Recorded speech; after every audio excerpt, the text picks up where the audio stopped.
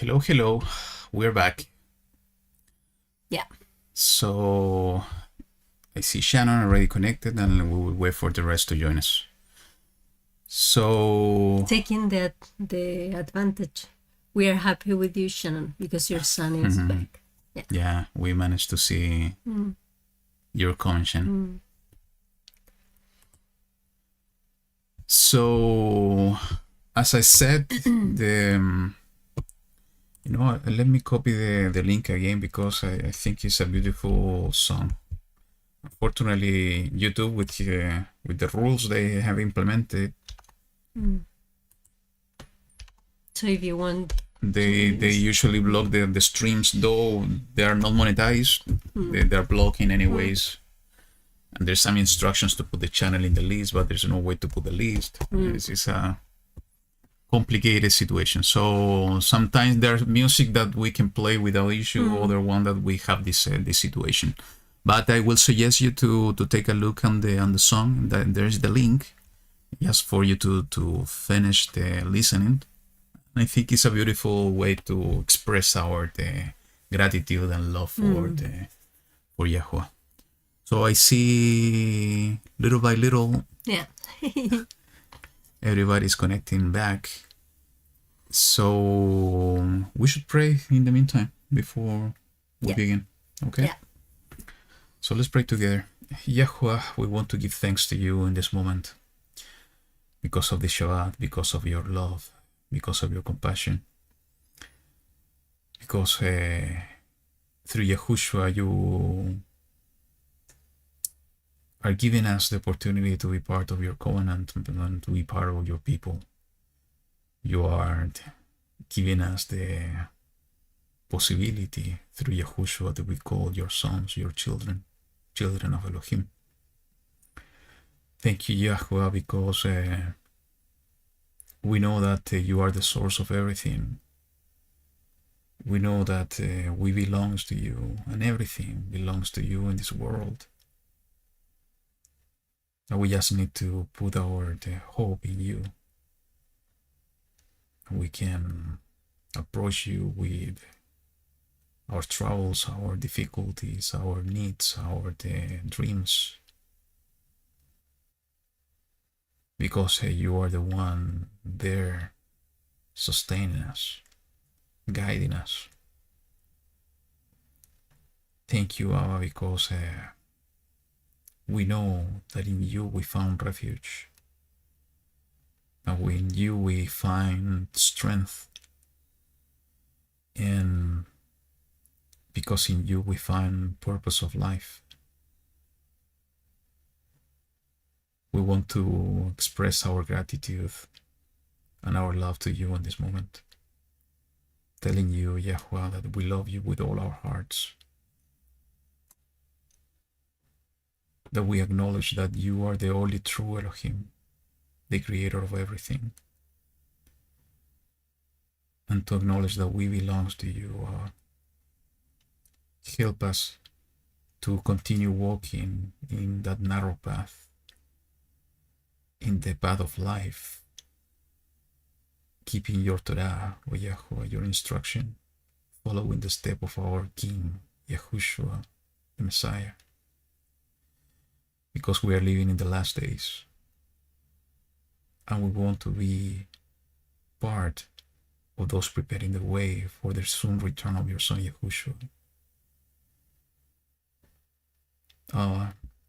In this moment, we want to ask you that you can guide us in everything we are going to do today. That you can open our understanding, our heart. That you can open our eyes, our ears to your word. So we can learn from you, YaHuWaH. Put the words in our mouth, in our hearts. Guide us so we can grow together in the knowledge of your word. Give us of your Ruach, O YaHuWaH, in order to face any attack of the enemy. I pray for your people, O YaHuWaH, that you can give us your strength of your mighty power, O YaHuWaH, in order to fight that spiritual battle in order to be prepared to serve you with all the weapons we need. Those are coming from you, that are coming from your Ruach HaKodesh. So we can fulfill the purpose that you have for each one of us. Abba, we want to be that light of the world. Your son Yahushua is the light of the world, and he said that we are the light of the world too. And in order to illuminate, Abba, we need you. We need you to illuminate our hearts. And we know, Abba, if we seek you with all our strength, we will find you, because we will do it with all our hearts. And we invite you, Abba, that you can be with us in this moment. No matter the distance, that your presence be among us, that we can be Echad in you through your Ruach. It's our prayer to you, Abba, in this moment. And we do it in the mighty name of your Son, our King, YaHuWaH HaMashiach. Amen. Amen. Okay, so let's move on. Let's go to the portion. And I see most of you connected again. So we are going to read and comment the chapter 17 and 18 of the book of First King, Melachim Aleph, that we title YaHuWaH is Elohim. And this is a phrase that we find in the chapter 18, this amazing story between Elijah, and the prophets of Baal. So let me start. I start reading the 17. You go first. Okay, so it says the following, beginning of verse 1. And Eliyahu the Tishbite of the inhabitants of Gilad said to Ahab, As YaHuWaH Elohim of Israel lives, before whom I stand, there shall be no dew or rain these years, except at my word. And the word of YaHuWaH came to him, saying, Go away from here and turn eastward, and hide by the Wadi Kerith, which flows into the Jordan. And it shall be that you drink from the stream, and I shall command the ravens to feed you there. And he went and did according to the word of YaHuWaH, for he went and dwelt by the Wadi Kerith, which flows into the Jordan. And the ravens brought him bread and meat in the morning, and bread and meat in the evening, and he drank from the stream. And it came to be after a while that the stream dried up, because there had been no rain in the land. Then the word of YaHuWaH came to him, saying, Rise up, go to Zarephath, which belongs to Sidon, and dwell there. See, I have commanded a widow there to sustain you. And he rose up and went to Zarephath, and came to the gate of the city, and saw a widow there gathering sticks. And he called and said to her, Please bring me a little water in a vessel to drink. And as she was going to get it, he called and said to her, Please bring me a piece of bread in your hand. And she said, As YaHuWaH your Elohim lives, I do not have bread, only a handful of flour in a bin, and a little oil in a jar. And see, I am gathering a couple of sticks, and shall go in and prepare it for myself and my son, and we shall eat it and die. And Elijah said to her, Do not fear, go and do as you have said, but make me a small cake from it first, and bring it to me, and afterward make some for yourself and your son. For thus said YaHuWaH Elohim of Israel, The bin of flour shall not be used up, nor the jar of oil run dry, until the day YaHuWaH sends rain on the earth. So she went and did according to the word of Eliyahu, and she and he and her household ate for many days.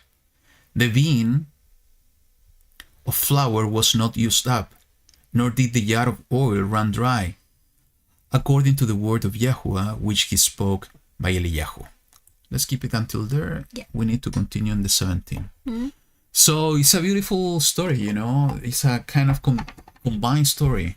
What was the commandment of YaHuWaH against Israel, because everything that was happening through the rulership of Ahab and before Omri in the house of Israel. And you know how YaHuWaH is in control of even the weather. How YaHuWaH is in control of food and the multiplication of food.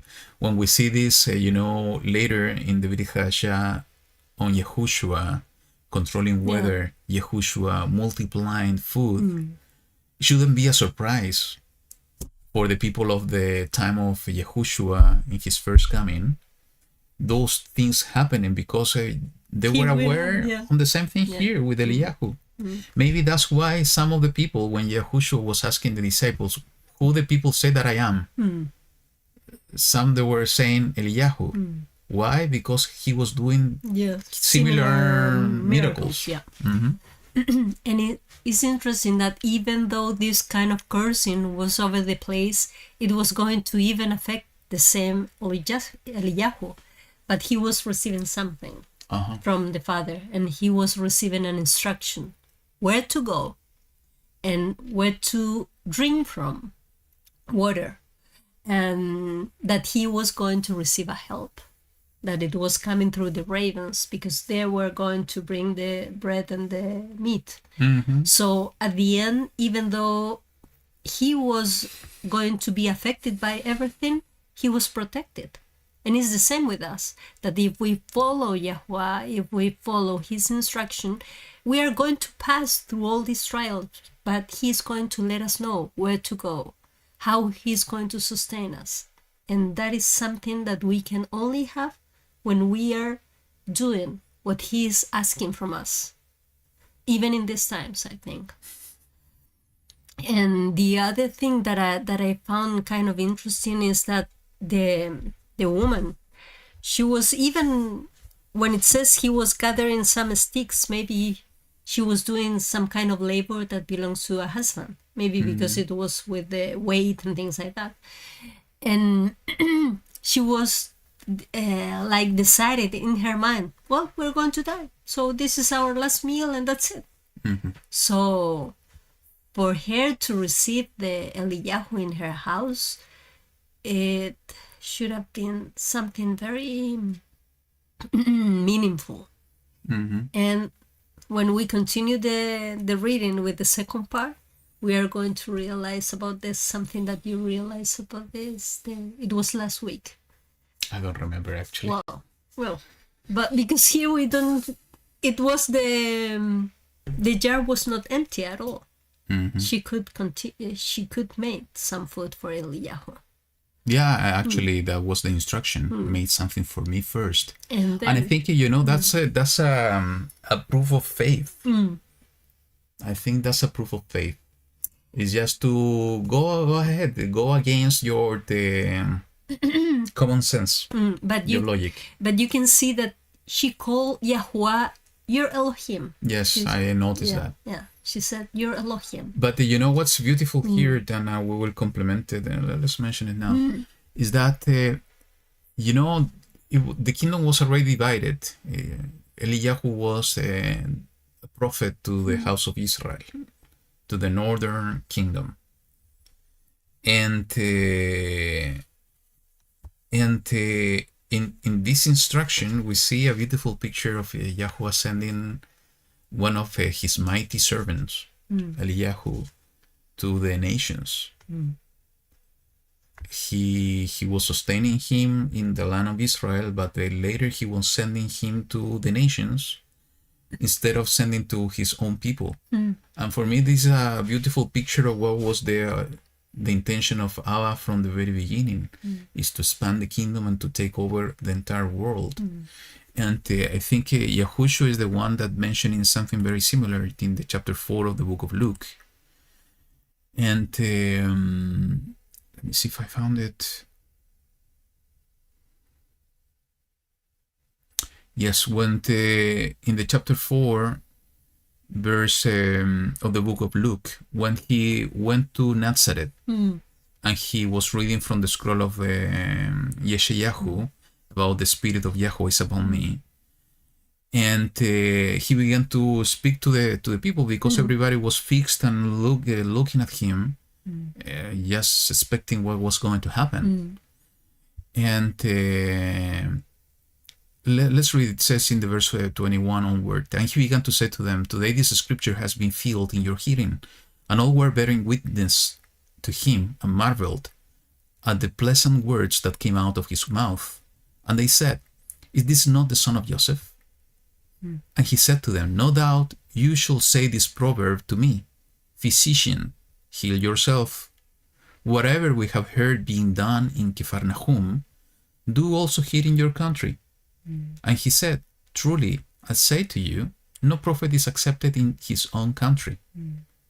But truly I say to you, many widows were in Israel in the days of Eliyahu, when the heavens was shut up for 3 years and 6 months, and there was a great scarcity of food in all the land. And Eliyahu was sent to none of them, but to Zarephath, to Sidon, to a woman, a widow." And he began to give the example of Elisha, that also was connected to the nations, to the Gentiles. So I think that's a beautiful picture of YaHuWaH giving the message that he is the Elohim of the entire world, and that he is opening the door, and he was opening the door, and he was always having the intention that the nations should come into the covenant. And just one thing, that the connection with the 3.5 years, about the scarcity of food, and also not having rain, the draw is somehow connected in terms of the timing to the tribulation. I think that's something really interesting to take a look and study.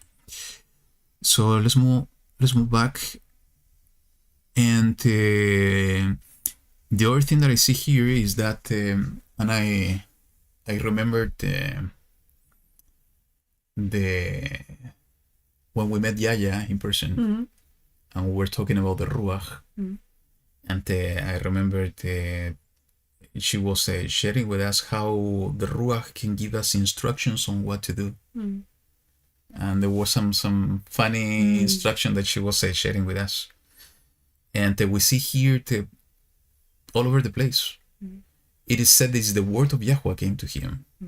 And we know that the word of YaHuWaH is somehow a reference to Messiah, Mashiach. And we know that Mashiach said that he's sending another one, that the Father is sending in his name, in reference to the Ruach HaKodesh, that he will guide us in everything. He will guide us in all truth. So in the same way that we see here, Eliyahu being guided during this time of troubles, is the same guidance we can receive today through the Ruach HaKodesh in times of trouble, in times of scarcity of food. Though Karen is not convinced to get food from ravens, is to trust in ravens for getting food. But YaHuWaH was taking care of him. He was telling him, go there in the same way, the same fashion that we were seeing David being instructed by Yahweh, in order to get water from the stream. Yeah. He was sending birds in order to feed him. And it's so beautiful because it's somehow connected in a similar picture to what happened in the wilderness with Israel, with the manna coming from heaven, and also the birds that were coming every evening. Yeah. Ravens are very famous for stealing things, but that's very interesting because they are stealing for their own purposes, and now they are stealing for feeding somebody else. So it was really nice. So imagine having meat and bread. You know, the other thing, and actually I remembered what Yahushua said to the disciples, what to do when the time of troubles is coming. You know, you will go from one city to the other city. And this is exactly what we see happening with Eliyahu here. You know, he was sent to a specific location in order to be sustained through through the difficulties, and when the water was not anymore, because the stream dried up, as it said, YaHuWaH gave a new instruction, sending him to another place. But he was not moving by his own decision. Yeah. He was moved by the guidance of the Ruach. And this is exactly what we need to look for. It's exactly what we need to develop in these times. It's exactly what we need to learn how to do it. Because we will need to have this guidance. If not, we are going to be totally isolated. Yeah. I don't know why it made me think about the story of our brother and sister. Remember Chance and Priscilla, when they were, and I was thinking about our situation too. Sometimes we decided to go to some place. We ask Abba, and we receive a confirmation from him. Okay, this is your place, your refuge place. But maybe that is going to change. And we have to be ready if someday he's going to decide to move you to some other place. So sometimes we don't realize about that. We think that, okay, he said something and that's it. But maybe it's something temporary. And we need to have our hearts and mind and Ruach ready for follow his instruction. You know, Yaya just put in the comment this famous yoke that we were talking the other 1 or 2 weeks ago. I don't remember why we were remembering this yoke. It's about the man in the roof that he's waiting for salvation, because there were floods in that place, and there was a helicopter coming. Well, first he saw the news in the papers that the storm was coming. Yeah, then the flood. Yeah. So he said no, because God will save me. He didn't want to recognize that salvation was coming every time, all the time.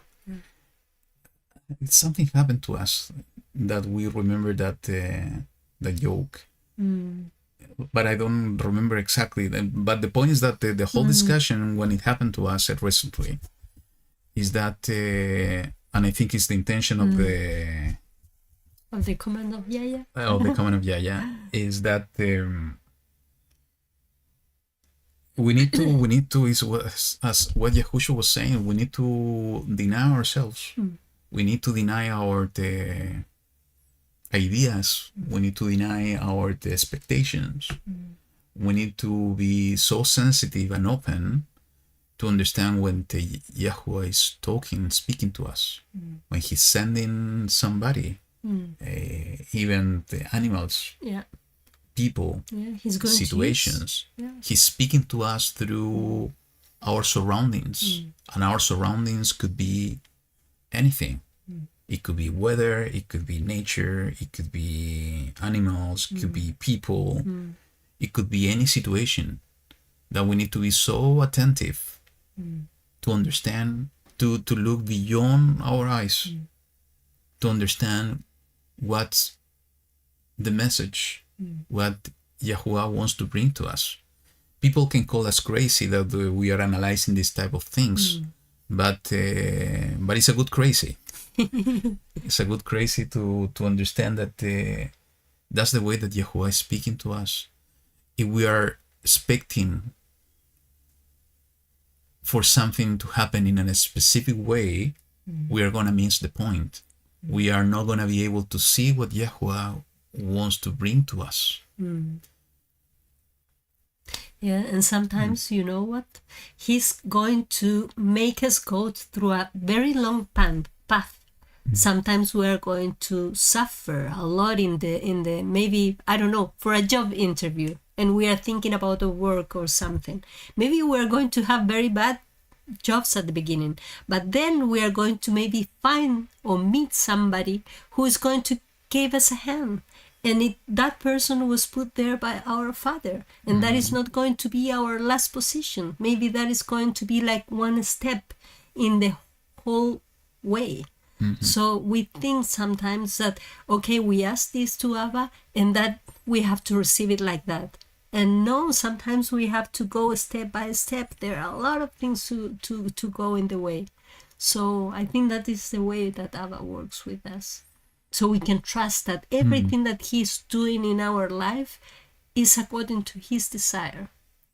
And remember that we were talking that when we were realizing about how the grass was so big this time. That's why I have this allergy, because when we arrived here, the grass was really big.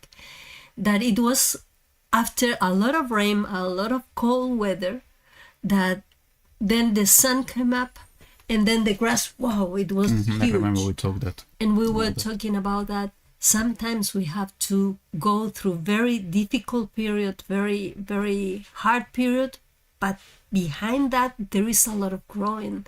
Behind that, there is a lot of, He's working with the strength of our Ruach.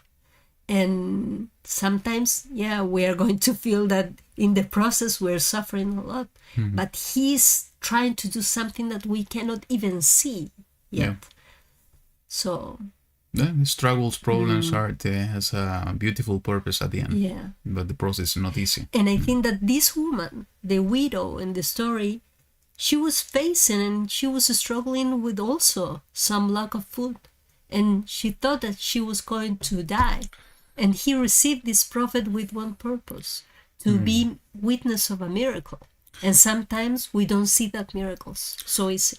But check this, what is said in the verse 9. 8 and 9 says, Then the word of YaHuWaH came to him, saying, Rise up, go to Zarephath, which belongs to Sidon, and dwell there. See, I have commanded a widow there to sustain you. Maybe she has a dream. How she received the commandment? Because it is written that I, YaHuWaH, have commanded a widow to sustain you, because somehow He spoke to her, and she knew about YaHuWaH, but she was calling YaHuWaH not her Elohim. Yeah. So could it be that in the same way that we are discussing, through the surrounding, through dream, through some other people talking to her about, you know, have you heard about the scarcity of food in Israel? Have you heard about the drought, this huge drought that's happening over there? It's impacting us too.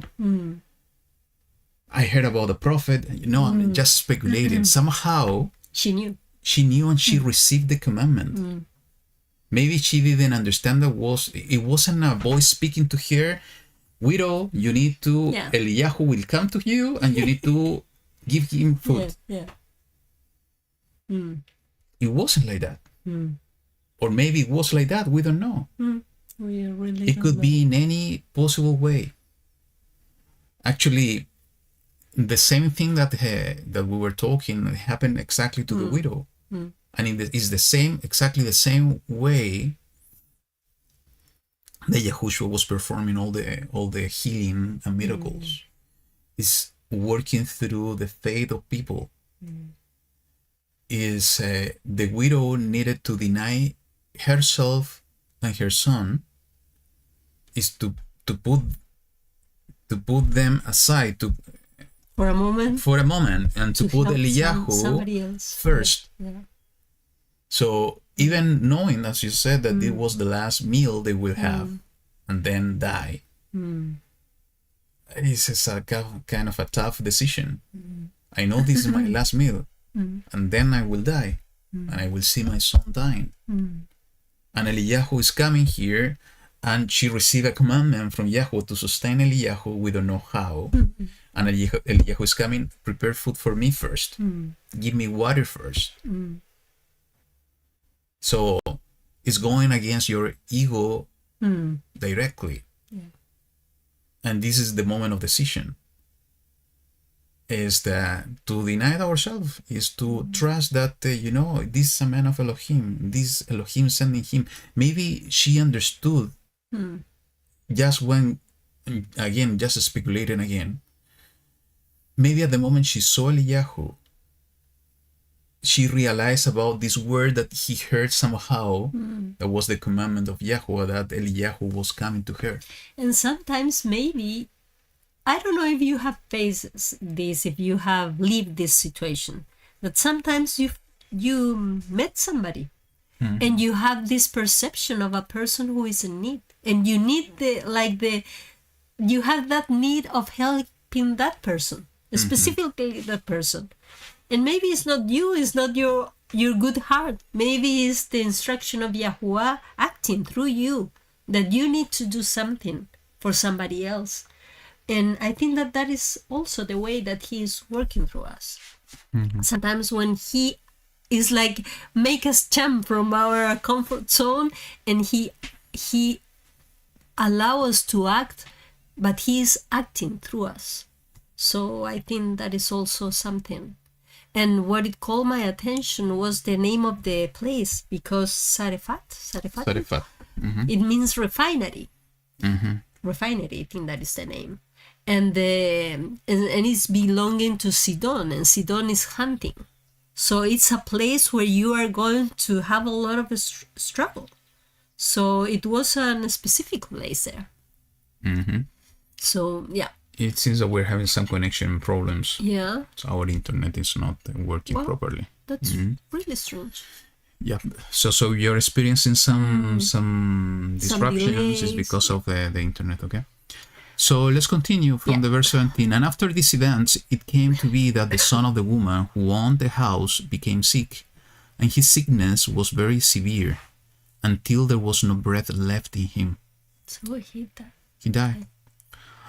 And she said to Eliyahu, "What have I to do with you, O man of Elohim? Have you come to me to bring my crookedness to be remembered, and to kill my son?" And he said to her, "Give me your son."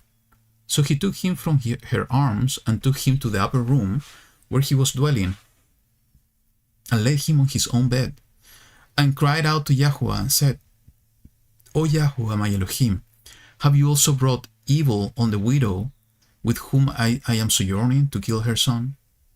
And he stretched himself out on the child 3 times, and cried out to YaHuWaH and said, "O YaHuWaH, my Elohim, I pray, let the life of this child come back to him." And YaHuWaH heard the voice of Eliyahu, and the life of the child came back to him, and he lived. And Eliyahu took the child and brought him down from the upper room into the house, and gave him to his mother. And Eliyahu said, "See, your son lives." And the woman said to Eliyahu, "Now by this I know that you are a man of Elohim, and that the word of YaHuWaH in your mouth is truth." It's a beautiful picture. You wanted to share something in this part of the story.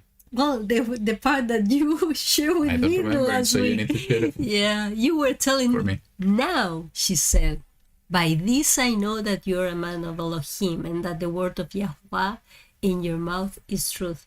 That now she really understands everything in her heart.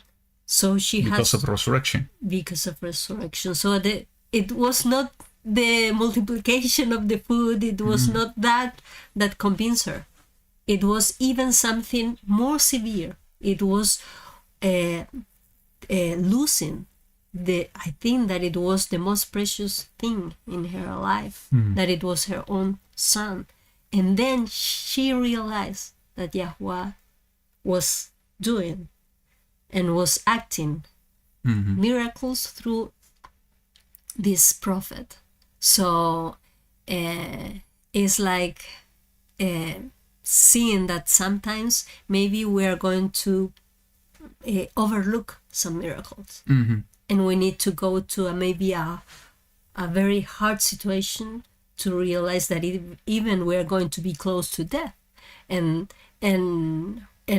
we know that everybody's going to die. So this is only a representation, but we are going to experience something very difficult for us. And then is when we are going to be convinced. So I think that this is speaking a lot through what happened with the woman. I think it's also a beautiful picture of, as we said, Eliyahu was sent to the nations, to the Gentiles. And I even didn't remember that we talked about this point, but about the last verse. But it could be that it's a picture of the resurrection of Messiah. The nations were coming to believe through the resurrection, even more than the miracles. Than the greater of the greatest miracle is the resurrection from death. And the fact in the verse 21 that he stretched himself out of on the child 3 times. Could it be that maybe it's a kind of reference or connection to the 3 days in the grave? Could be. And I was thinking about the situation that he took the boy and took it into his room. So I was telling you the other day, maybe in the house were something that was blocking or was not blocking. It was maybe offending the father. Maybe there was kind of idols, things like that. We don't know. But maybe, and the woman recognized, what I have to do with you? Have you come to bring my crookedness to be remembered? So she knew that maybe something that she had made in the past was the cause of this situation. So, but what the prophet do, what YaHuWaH is doing, is taking and removing the boy from that common place, and he's taken to the place where he is, and there he's performing the miracle. It's like taking him out, and it's like praying and asking Abba to return his life. And he listened to him, and then he returned this new boy, and this boy alive again, and he returned to the mother. So imagine, maybe there are things like, I don't know, being father and mother, that we don't realize that maybe we are not providing the correct food. And maybe there is somebody else who is going to do it, somebody else who is going to provide that healing. And that is going to be the kind of resurrection of that future generation. So sometimes, and it's very interesting, because it says nobody is a prophet in their own land. And maybe sometimes I know that the father and the mother, they want to be themselves who are going to teach their own children to go in the right path. And maybe it's not a bad idea. Maybe it's that you can also do the same, but maybe with, I don't know, maybe a nephew, maybe if your children maybe are not going to pay attention to you, maybe they're going to do it with somebody else. And we have to know that sometimes, maybe, I don't know why it's easy for them to do in that way. Yeah. But they're going to be healed. And as father, we have to be, a mother, we have to be there when they are healed again, and they are going to be ready for receiving the rest of the food. I remember the case of when Yahushua was helping, I think it was the little girl, remember? And it was a similar story, but it was a girl. And then what was the first thing that he said to the mother? Give her food. And I think that it was with the intention of give her proper food. So I think that's something like that. You know what? Somehow is beautiful. I know that the way that they used to live, they have this upper room sometimes. But the connection or the mention about an upper room in connection with receiving a new life, I see it as a beautiful picture too. Because YaHuWaH was dwelling in the upper room. And what he did, he took the dead child In his arms. He brought him to the upper room, and in the upper room he prayed to YaHuWaH for restoring life. Could it be this representation of the upper room, let's call it upper room experience? What happened in the upper room was a Pesach from Yahushua, and the last Pesach of Yahushua and his disciple was in an upper room. Yeah. And receiving the Ruach HaKodesh for the first time was in the upper room. So could it be that this is a connection with or a representation of a, let's call it, upper room experience, is to receive a new life?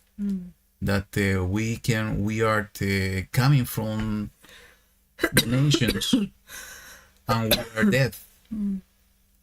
by receiving, this upper room experience with Yahushua. Everything is connected to a King Yahushua, as I said, with the Pesach and the giving of the Ruach HaKodesh, is to receive the new life.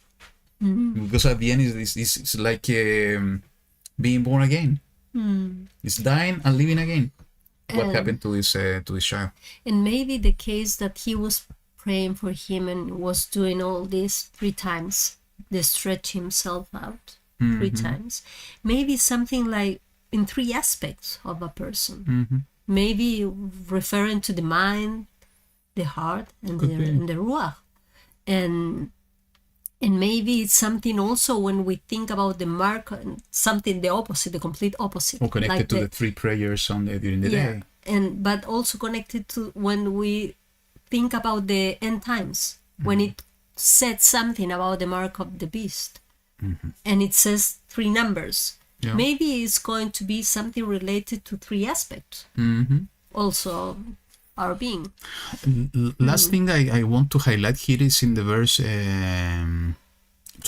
is about the boldness of Eliyahu when speaking to YaHuWaH. And we talked about this a long time ago with the like example of Moshe, that we need to speak with boldness. And there's a scripture that I don't remember by heart, but we need to approach him with boldness. It's not unrespectful. Yes. It's being clear. Yeah, being clear to speak up what is in our hearts. And then this, I think, it is exactly what he's expecting us to do. Yeah. It's like Yahushua was saying, don't be like the Pharisees that they like to pray in public and to use nice words and so on. No. Yeah. Pray what is in your heart. Because he knows our heart. And I think that he did that because he listened to what the widow was saying. Yeah. How she was affected. What was she feeling? So he transferred that and he was giving that message. Yeah, because to YaHuWaH. Have you also brought evil on the widow? Yeah. So, because what he was referring, have you also brought evil? Yeah. So he was referring that YaHuWaH was bringing evil to somebody else as well. That was Israel. He was coming from Israel, and because YaHuWaH was punishing and the land of Israel because of their evil. So are you bringing evil also, as well as they bringing evil to them, to this woman? Place, with whom I am sojourning to kill her son. So we need to learn how to speak like that with our. As you said, it's not to be disrespectful. It's to be bold. Is to speak up what is in our hearts. Yeah. If we don't do it like that, because we are using nice words and not speaking what we really want to say. And he wants us to speak what we really want to say. Yeah. It's like when you said when you said to me, but what do you want to say? Because I'm going around and around the bushes, and you need to know the point. What is exactly what I need to what is the thing that I need? So, yeah. Okay, so let's move on. Let's go to chapter 18. Yeah. Go ahead. And after many days it came to be that the word of YaHuWaH came to Eliyahu in the 3rd year, saying, Go, present yourself to Ahab, and I give rain on the earth. Thereupon Eliyahu went to present himself to Ahab, and the scarcity of food in Shomeron was severe. And Ahab had called Obadiah, who was over his house. Now Obadiah feared YaHuWaH exceedingly. And it came to be while Jezebel cut down the prophets of YaHuWaH that Obadiah had taken 100 prophets and hidden them, 50 to a cave, and had fed them with bread and water. And Ahab has said to Obadiah, Go into the land to all the springs of water and to all the wadis. It could be that we find grass to keep the horses and mules alive, and not to have any livestock cut off. And they divided the land between them to pass over it. Ahab went one way by himself, and Obadiah went another way by himself. And as Obadiah was on his way, then see, Eliyahu met him, and he recognized him, and fell on his face, and said, Is that you, my master Eliyahu? And he answered him, It is I. Go, say to your master, Eliyahu is here. And he said, What have I sinned, that you are giving your servant into the hands of Ahab to kill me? As YaHuWaH your Elohim lives, there is no nation or reign where my master has not sent to look for you. And when they said, He is not here, he made the reign of nations swear that they could not find you. And now you say, Go, say to your master, Eliyahu is here. And it shall be as soon as I am gone from you, that the Spirit of YaHuWaH takes you away to a place I don't know. And I shall come to report to Ahab, and when he does not find you, he shall kill me. But I, your servant, have feared YaHuWaH from my youth. Was it not reported to my master what I did when Isabel killed the prophets of YaHuWaH? How I hid 100 men of the prophets of YaHuWaH 50 to a cave and fed them with bread and water? And now you say, Go, say to your master, Eliyahu is here, then he shall kill me. And Eliyahu said, As YaHuWaH of hosts lives, before whom I stand, I shall indeed show myself to him today. And Obadiah then went to meet Ahab and informed him, and Ahab went to meet Eliyahu. And it came to be, when Ahab saw Eliyahu, that Ahab said to him, Is that you of disturber of Israel? And he answered, I have not disturbed Israel, but you and your father's house, in that you have forsaken the commands of YaHuWaH, and you have followed the Baals.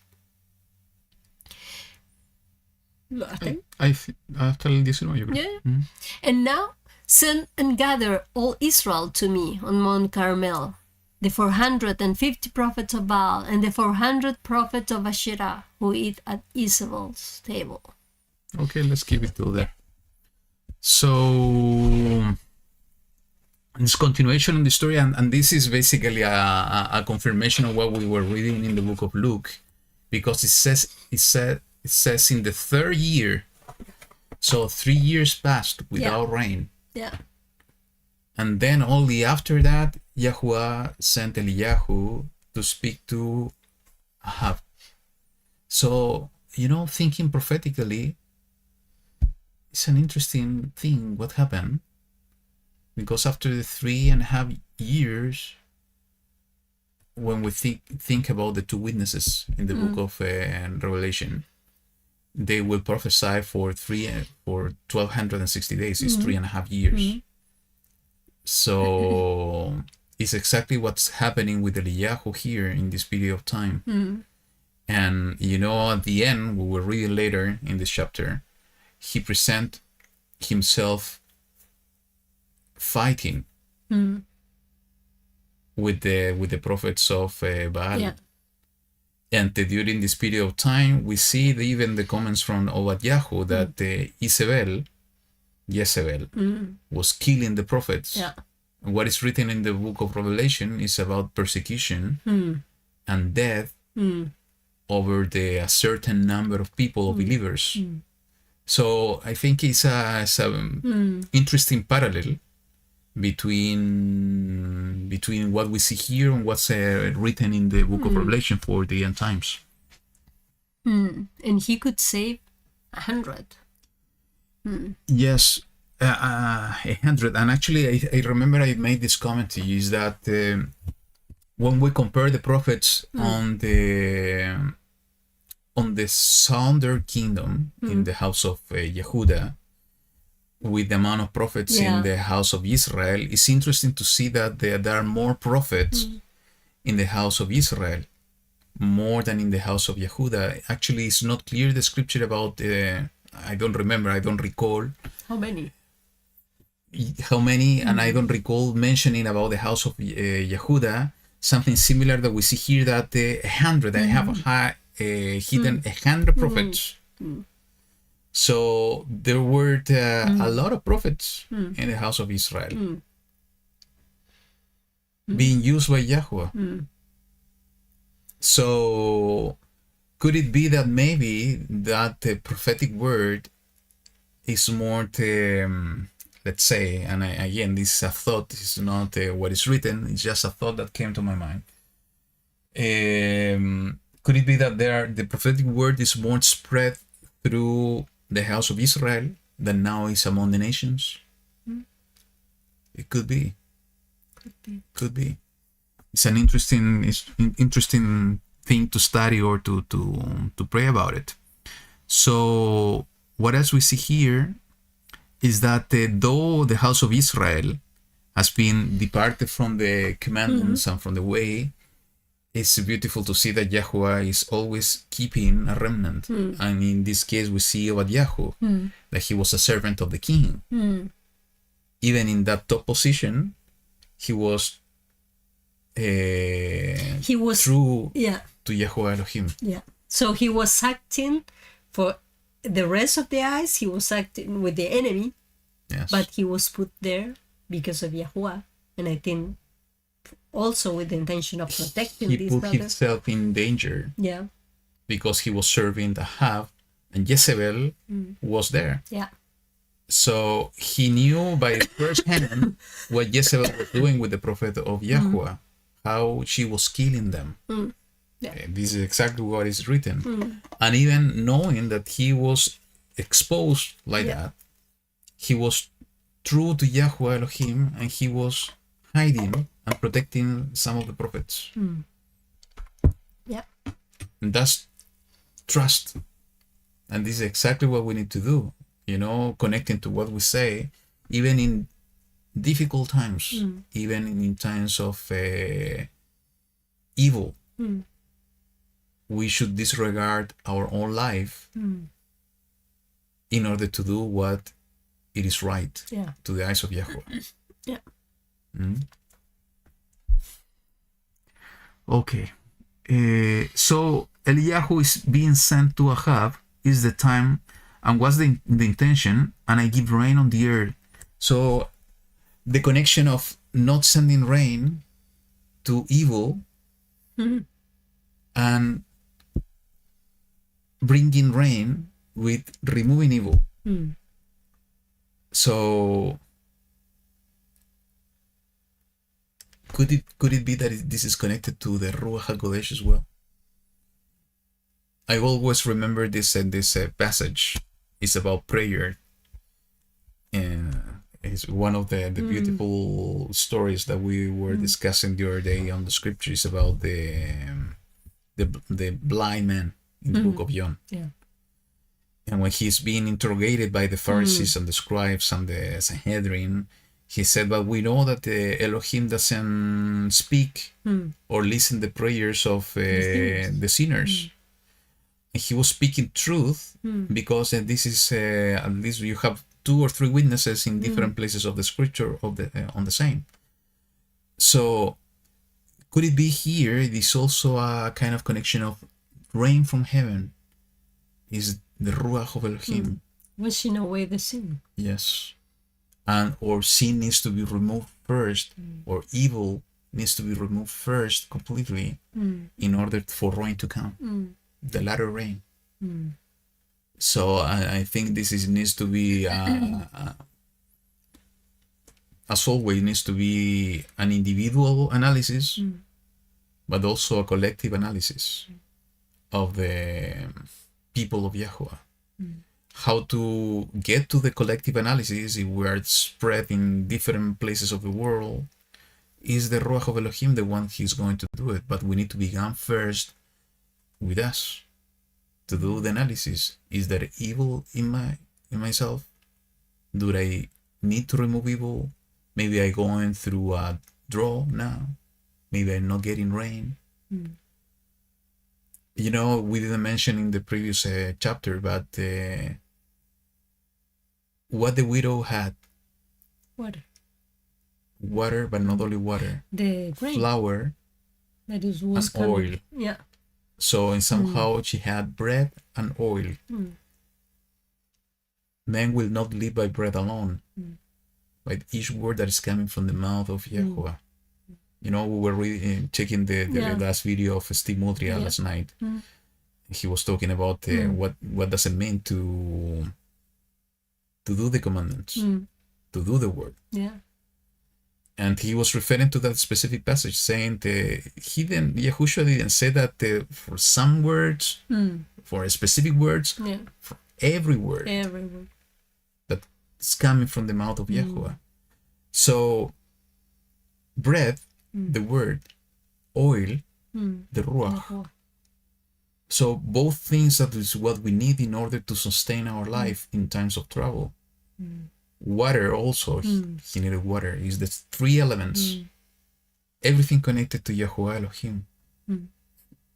In times of troubles, in time of draw, he's going to be the one sustaining us. But in order to get that, those things, is that we need to remove evil first. Okay, so he's coming with this message, and the idea is to remove evil, and we will see it. So, and this servant, Obadiah, he was confident on the good action that he made at some point, with healing and giving some food, bread to the prophets that he hid. So you can see that sometimes the good works are going to be kind of it's not necessary that you are going to show enough of that, but at some points maybe they're going to be considered. Yeah, we can showcase sometimes in our boldness with Yahuwah, because I have been serving you, I have been doing all of this for you. So, and now I'm going through this. Wasn't Job doing the same? Wasn't Moshe doing the same? It's not like to put it in your face. But you can use it. Yeah, you need to have them in order, at one point, if you're going to be put in a balance, that they can count. Absolutely. So what's the message that Eliyahu came to Ahab? He said, but you and your father's house are the one doing evil. That you have forsaken the commands of Yahuwah, and you have followed the Baal. So you have going astray completely, and basically has make these people go astray. You know, the many kings were before, but actually it is written that these were the worst one, especially with Jezebel at the top. And what's the commandment? Send and gather all Israel to me among Carmel, the 450 prophets of Baal, 450, and 400 prophets of Asherah. So were 850 prophets in total. And all of them were eating at Jezebel's table. So they were being protected, provided somehow under protection of Jezebel, under the protection of the kingdom, the rulership of Israel. So, and why he was doing that? Because he wanted to remove evil. And this is exactly what we see happening. So let's continue reading. Verse 20. And Ahab then sent for the children of Israel and gathered the prophets on Mount Carmel. And Eliyahu came to all the people and said, how long would you keep hoping between two opinions? If Yahuwah is Elohim, follow him. And if Baal, follow him. But the people answered him not a word. And you brought this point, is that he doesn't like a lukewarm people. Yeah.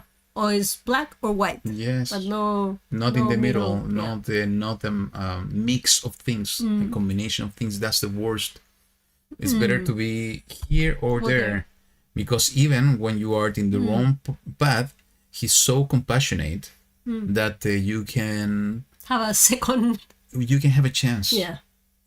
But if you are in the middle, it's very difficult, because I think that's the worst. You are trying to serve him, but at the end you are not serving him. Yeah. So at the end, where is your loyalty? Where is your trust? In no place.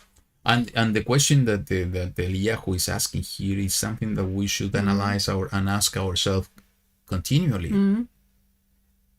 It's so easy to go, especially when we're going through tribulations, difficulties, problems, is that we are in these things that between two opinions, two move, two situations. And we need to be so bold again to ourselves and to YaHuWaH to identify what's going on and to decide, are we going to trust or not? Because we cannot trust somehow. We need to trust completely. And there are so many promises on the scripture, promises from YaHuWaH for any type of situation. But sometimes we are so stubborn that we are in the middle. In the middle and hoping, as it is written here, between two opinions in our hearts. And this is exactly what the YaHuWaH is talking to the people. You are hoping between two opinions, each individually. We're hoping in their hearts between two opinions. And this is exactly what's happening in the battle of the mind. The spiritual battle is within. So first we need to be able to identify that battle. Identify that maybe we are in that situation, hoping between two opinions. And to make a bold statement and bold decision. Not anymore. And to decide for YaHuWaH. And it's not an easy decision sometimes. We need to be honest with all of us.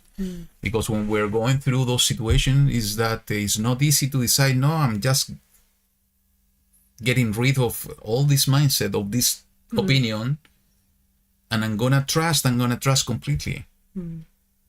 But it's so important that we do this analysis, especially for the times that are coming ahead and the times we are living,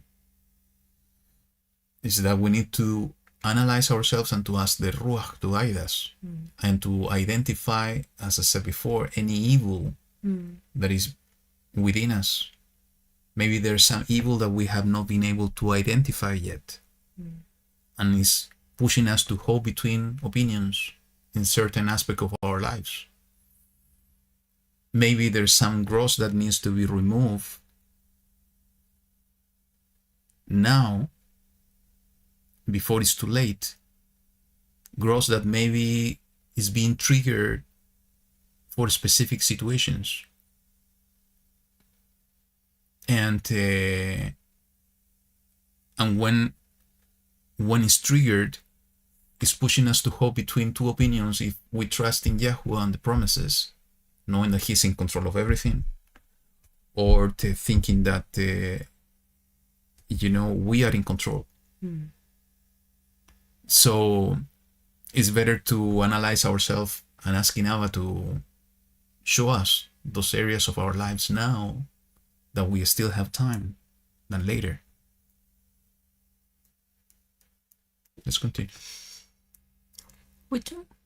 21. 21. Or 20 actually. 20? Yeah. No, I already read that. No. Yeah. 21. Yeah. And YaHuWaH came to all the people and said, no, that we also read it. Yeah, 22. It doesn't matter, you can read it again. How long would you keep hoping between two opinions? If YaHuWaH is Elohim, follow him, and if Baal, follow him. But the people answered him not a word. Don't worry if the image was black. And Eliyahu said to the people, I alone am left a prophet of YaHuWaH, but the prophets of Baal are 450 men. Now let them give us 2 bulls, and let them choose 1 bull for themselves, and cut it in pieces, and lay it on wood, but set no fire. And I prepare the other bull, and shall lay it on wood, but set no fire. And you shall call on the name of your mighty one, and I call on the name of YaHuWaH. And the Elohim who answers by fire, he is Elohim. So all the people answered and said, the word is good. So let me, before continue, let me make some warning message. Okay, yeah. In one of the videos that I was talking about the prophecy update, I was mentioning about the 2 persons that have got my attention about the potential figures of anti-Mashiach, or at least pushing the spirit of the anti-Mashiach in a certain way. And one of them is a Muslim person, but his aspect is not like a Muslim, actually. Yeah, it looks very Occidental person. Yeah, European person. And one of the video I saw from this man, he was proposing an idea of how to solve the issue in the Middle East. And he was referring that this issue and this problem in the Middle East is coming from many years ago, and is so rooted in the religion mostly, that the only way to solve it was with the drastic measures. And when I heard this, I was with my jaw like this, because it was the first time that I heard a person proposing this type of solution. And then for me it was a kind of a warning sign again, that we need to keep an eye on what he's speaking a lot of things that are very controversial, by the way. So what the solution that he was proposing, he was citing this story of Eliyahu. He was saying, okay, what the only way to fix this situation is that these people, Muslims, say that this is the true Elohim, and Jews says that no, this is the true Elohim. Okay, it's exactly the same thing that we see in the story of Eliyahu. What they need to do is that we need to find a group of sheikhs from the Muslim world, and a group of rabbis from the Jewish world, and both groups needs to go to the Temple Mount, and they need to offer sacrifices in the same way that was Eliyahu doing, and the God that is answering the prayer by fire and consuming the sacrifice is the true God. And if the one that is answering is for the Jewish, he was saying Muslim needs to repent and convert to Judaism, and even to destroy the mosques in the Temple Mount, and to help to rebuild the temple. But if the one that answering by fire is for the Muslim, is the Jewish needs to resign and need to convert to their religion. That proposal was very strange. I was so shocked when I heard this proposal, because again, he's using the word in order to spew lies, but also connection of we see in the two witnesses that it is written in the book of Revelation that they will bring fire from heaven. So, and nobody else is proposing something like that. I think it's just to take a look and be tracking what this person is saying and doing. And that is dangerous. I have Yes. Tengo la batería de mi cámara. No, la batería. Okay. El calor. Okay. Sorry, the camera is going out, but this is very hot here, so it's temperature. That's why it's turning off. And what was calling my attention about this kind of comparison also, it was when this, and it's the same. I was telling you about this, that sometimes we have to be very careful, because we think that only dreams can only be given by our Father, and He speaks most of the time through dreams. And we think that only in this case that it says that the Ruach of YaHuWaH was taking Eliyahu from one place to the other. And it was true. Yeah. But we can see that also in the scripture, when it says that the Yahushua was taken, but not by the spirit of YaHuWaH to be tempted. It was taken by the devil to be tempted. And when he was in one place at the beginning, then he was moved to some other place, to the top of Jerusalem. When he was in the desert, then he was took to the top of the Jerusalem, and he was seeing all the places and all the kingdoms. He could be moved also, but by the other power. So sometimes in the case like this man that he was talking about, this doing this kind of miracles or this kind of sacrifice, and who is going to be the one that is going to have the power, we can see, and it was the same in the time of the Egypt, when the magician was doing some stuff. It was Camila wrote down, it's this perfect setup for lying signs and wonders. Yeah, that's true. Yeah, okay, sorry. That's the point. Yeah. Just to go to the point. Yeah, sorry. Yes, We need and to we're be careful. talking. The enemy can do things. Yeah. Have power to do things. But YaHuWaH is more powerful. Yeah. And we have more power with the of Ruach course. of Elohim. Yeah. So let's continue. 25. And Eliyahu said to the prophet Baal, choose one bull for yourself and prepare it first, for you are many, and call on the name of your mighty one, but set not fire. So they took the bull which was given them, and prepared it, and called on the name of Baal from morning even until noon, saying, O Baal, answer us. But there was no voice, and no one answered. And they leaped about the slaughter place which they had made. And it came to be at noon that Eliyahu taunted them and said, Cry aloud, for he is a mighty one. He's meditating, or he's busy, or he's in a journey, or it could be that he's asleep and has to be awakened. And they cried out loud and cut themselves according to their ruling with knives and spears, until the blood gushed out on them. And it came to be, when midday was past, that they prophesied until the time of bringing the evening offering. In this case, prophesying is being used in a complete opposite. Yes. Yeah. And we also know that prophecy can be given by YaHuWaH. But there was no voice, and no one answered, and no one paying attention. Then Eliyahu said to all the people, Come closer to me. And all the people came closer to him. And he repaired the slaughter place of YaHuWaH that was broken down.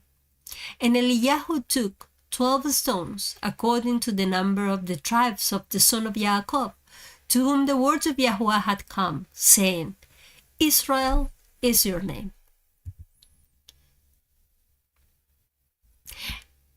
And with the stones he built a slaughter place in the name of YaHuWaH, and he made a trench around the slaughter place large enough to hold 2 seahs of seed.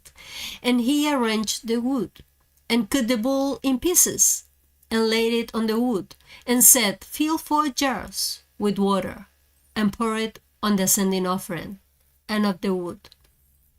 Then he said, Do it a second time. And they did it a second time. And he said, Do it a third time. And they did it a third time. And the water flowed around the slaughter place, and he filled the trench with water too. And it came to be, at the time of bringing the evening offering, that Eliyahu the prophet came near and said, YaHuWaH Elohim of Abraham, Isaac, and Israel, let it be known today, you are Elohim in Israel, and I, your servant, have done all these matters by your word. Answer me, O YaHuWaH, answer me, and let these people know that you are YaHuWaH Elohim, and you shall turn their hearts back to you again. Then the fire of YaHuWaH fell, and consumed the sending offering, and the wood, and the stones, and the dust, and it licked up the water that was in the trench. And all the people saw, and fell on their faces, and said, YaHuWaH, He is the Elohim. YaHuWaH, He is the Elohim. And Eliyahu said to them, Seize the prophet of Baal, do not let one of them escape. So they seized them, and Eliyahu brought them down to the Wadi Kishon, and slew them there. And Eliyahu said to Ahab, Go up, eat and drink, because of the sound of the noise of rain. And Ahab went up to eat and to drink. And Eliyahu went up to the top of Carmel, and he bowed down on the ground and put his face between his knees. and said to his servant, "Go up, please look closely toward the sea." So he went up and looked closely and said, "Not a speck." And 7th time he said, "Go again." And it came to be the 7th time that he said, "See, a little cloud as small as a man's hand is coming out of the sea." And he said, "Go up, say to Ahab, hitch up and go down before the rain stops you." And in the meantime it came to be that the heavens became black with clouds and wind, and there was a heavy rain, while Ahab rode and went to Israel. And the hand of YaHuWaH was on Eliyahu, and he girded up his loins and ran ahead to the entrance of Israel. Beautiful story. So basically, they removed idolatry. Yeah. They cut off idolatry. This is exactly what they did. And the numbers are so representative here, because he was talking about 12 stones, but also if you count the jars of water, it's also 12. It's 4? Yeah, 4 for three times. For 3 times, yeah. So at the end are 12. It's 12. Yeah. In order to cleanse everything. Yeah. And also to even make it more difficult for the fire to consume things, so people can see the power of YaHuWaH. And actually in the prayer of Eliyahu is so beautiful, because he said, "You shall turn their hearts back to you again." That's the whole purpose, what YaHuWaH wanted to do with all of this. So he made them go through scarcity of food. He made them go through drought. And then he showed his mighty power with what intention is to bring their hearts, the hearts of the house of Israel, back to him. And and we analyze this too individually. Sometimes we need to go through those processes, but our reaction when our eyes are open, because this is exactly what YaHuWaH did through Eliyahu, is to open their eyes in order to stop them of hopping between the two opinions, is to make it easy for them to realize about the truth. And sometimes YaHuWaH wants to do exactly the same with us. Is that he is doing something. It could be so powerful as the one that we see here, or maybe something that is, to our eyes, is so small, but it's coming from him and is also powerful in itself. That is, the only intention is just to make it easy for us to realize that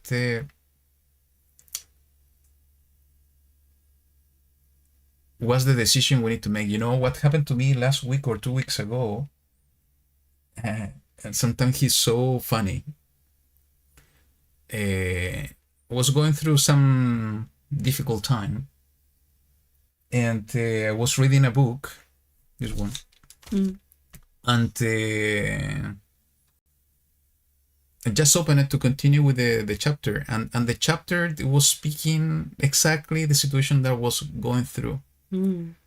And the message was exactly what I needed to hear, and I started to laugh. I wasn't in a good mood, actually.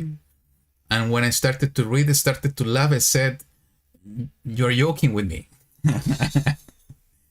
Yeah, because sometimes, even through a book, through a situation, he's speaking to you in order to make it easy for you to go out of a situation similar to what was going on to Israel. He's showing you his fire coming down from heaven, but maybe it's not a physical fire, maybe it's a spiritual fire, in order to open our eyes to the truth and to realize that we are in a situation that we are not trusting in him completely, that we are hopping between different opinions, and he's bringing his fire down in our hearts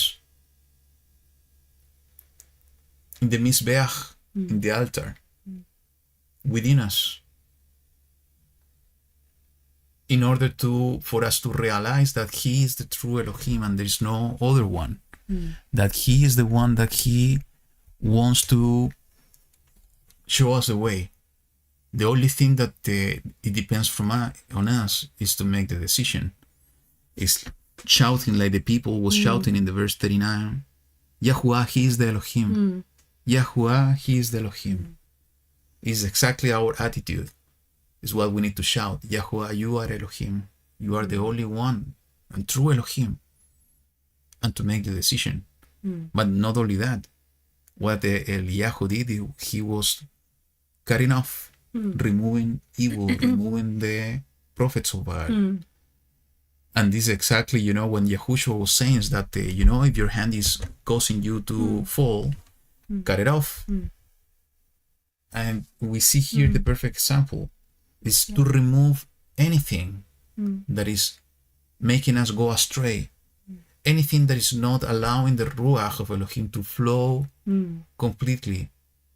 And we need to ask that fire of YaHuWaH in order to consume even the rocks. Yeah. They completely disappear. Disappear completely. In order to remove all the gross, to be prepared to be a perfect sample, a perfect servant.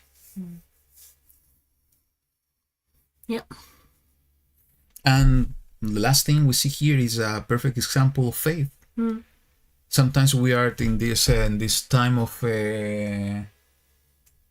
that we are expecting everything to happen from one day to the other, from one moment to the other. In this time of the internet and so on the social networks and everything needs to be instant. He needed to be patient. He knew that YaHuWaH was bringing rain. This is the word that he received. But he needed to pray for 7 times. It wasn't at the first. And he will continue praying until, the servant saw a cloud of the size of a hand. And you can imagine, but come on, rain, big rain is coming just with a small cloud. He had faith. He knew what YaHuWaH was promising. So he received the word of the cloud, small cloud, and he knew that was the answer after 7 times. So again, things are not happening immediately. If you are asking for something and you have not received the answer, you need to continue praying until you see that small cloud. And when you see that small cloud, you need to cling to that one, understanding that that's the evidence that YaHuWaH has answered your prayer. And you can expect for the rain. So sometimes we lack heart. We resign and we quit so quickly. We need to endure until the end. We need to endure even though that we need to continue praying, even though there is years passing by. It doesn't matter the time. We need to be insistent like the widow in the parable of Mashiach. Abba knows our needs and He will answer. If He sees that we are praying and seeking Him with all our hearts, and we should not quit. We need to continue praying with boldness of heart, praying to Him until we see that small cloud. That's true. It could be anything. It could be rain. It could be ruach. It could be anything that is in our hearts. And we need to pray and seek for it with intention, with intensity, with moed. Okay, that's from my side. Anything else from your side? No, I think that I have spoken. Sure. Yeah. Nothing else?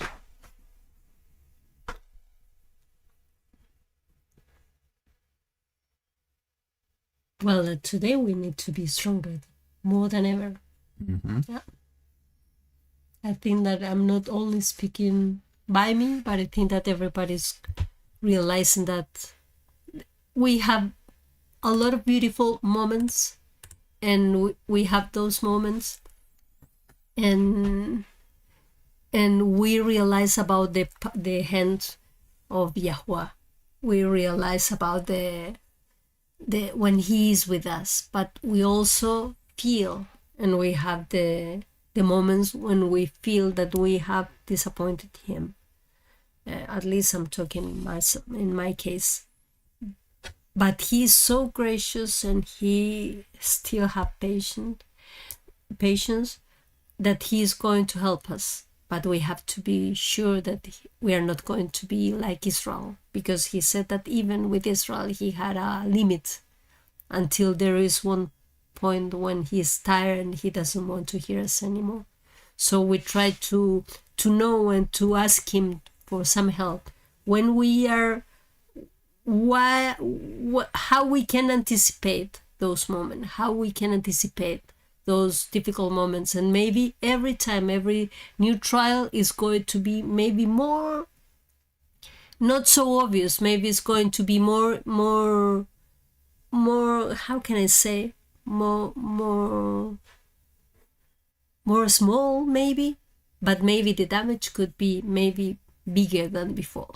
So we have to be very careful that every time that we are advancing in this path, we have to go. It's like walking in ice over a body of water, that the ice is getting thinner and thinner, and we have to be lighter in order, and that is going to only to happen if we are hanging, and we are with all our strength, we are clinging onto His hand, and He is going to sustain us.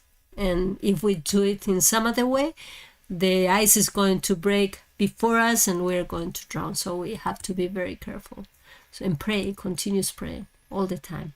That's true. And just want to comment on, I was taking a look in the chat. I saw a comment from Karen that I want to highlight because it's an important word. Is that she said, "Done this matter by your word" is the key phrase. Not by what He think we should do. We think we should do, not what we want to do, only what Yah says to do. And this is exactly That's true. on point. Yeah. This is exactly what Eliyahu was praying. I have done all of this by your word. We should not move before receiving the word. Yeah. And all this passage, the chapter 17 and 18, we see Eliyahu doing things, going to places. Only after he received the word of YaHuWaH. It was the word of YaHuWaH sending him to dwell close to the stream of water. Was YaHuWaH the one sending him to Sarefat and to live with the widow. Was YaHuWaH, the word of YaHuWaH, sending him to speak to Ahab in order to bring all the prophets together of Baal to the top of Carmel. He was doing everything, being instructed and guided by the word of YaHuWaH. So this is something that super important to highlight. You know, it's not like the disciples that wanted to bring fire from heaven in order to consume some of the people. No, it's not up to us. We are servants. We need to ask. We need to be guided.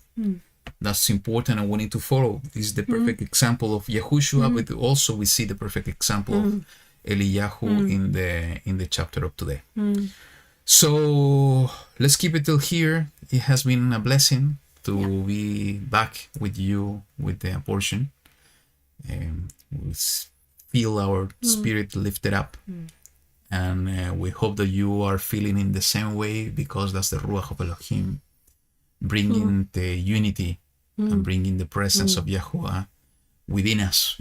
So thank you for blessing us by joining us in these studies. And if it's the will of YaHuWaH, we'll be here next week with the continuation, the next chapters. So pray for us, pray for the entire family of YaHuWaH out there. So we are strong and enduring till the end. So thank you so much for joining us. YaHuWaH be with you all. We'll finish with a song, like always. So hopefully see you next week. Have a nice nice Shabbat and a nice week. Yeah. YaHuWaH be with you. Shabbat Shalom. Bye.